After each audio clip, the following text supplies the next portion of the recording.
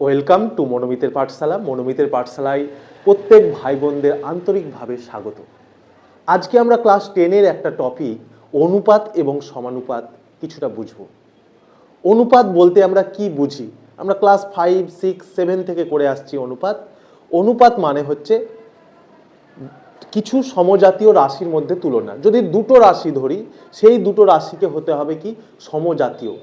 এবার কথাটা হচ্ছে সমজাতীয় বলতে কি বুঝছি?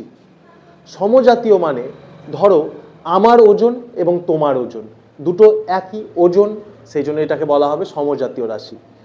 এবার আমার ওজন আর ধরো তোমার উচ্চতা, এই দুটো সমজাতীয় রাশি হলো না, কারণ একজনের ওজন আর একজনের কি উচ্চতা। তোমার উচ্চতা এবং আমার উচ্চতা এই দুটো হলো সমজাতীয় রাশি। তাহলে অনুপাত তাদের মধ্যেই করা সম্ভব, দুটো সমজাতীয় রাশির মধ্যে করা সম্ভব।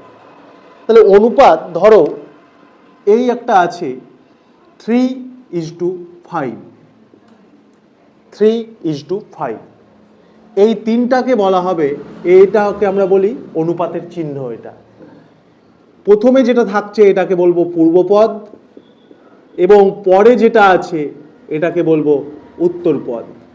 তাহলে দুটো সমজাতীয় রাশির মধ্যে যখন তুলনা করছি তখন আমরা একটা প্রথম পদটাকে বলবো পূর্বপদ এবং দ্বিতীয় পদটাকে বলবো উত্তরপদ। এই পূর্বপদ এবং উত্তরপদের মানের উপর ডিপেন্ড করে একে তিন ভাগে ভাগ করা হয়। একটা হচ্ছে তোমাদের লঘু অনুপাত, একটা গুরু অনুপাত এবং একটা হচ্ছে সাম্যানুপাত। লঘু অনুপাত কাকে বলবো? লঘু অনুপাত বলবো যদি পূর্বপদটা ছোট হয় এবং উত্তরপদটা বড় হয়। তাহলে পূর্বপদ কার থেকে ছোট হবে? উত্তরপদের থেকে ছোট হবে, তবেই সেটাকে বলা হবে লঘু অনুপাত। এর বিপরীতটা যদি হয় পূর্বপদ বড় এবং উত্তরপদ ছোট, তাহলে ওটাকে বলা হবে গুরু অনুপাত বলা হবে ওটাকে। এবং দুটো অনুপাতই যদি সমান হয় তাহলে ওটাকে বলা হবে সাম্যানুপাত। এতদূর অবধি ক্লিয়ার হলো? লঘু অনুপাত, গুরু অনুপাত এবং সাম্যানুপাত। এবার যে কোনো অনুপাতকে দেখে তোমাকে চিহ্নিত করতে হবে যে এটা লঘু অনুপাত না গুরু অনুপাত না সাম্যানুপাত।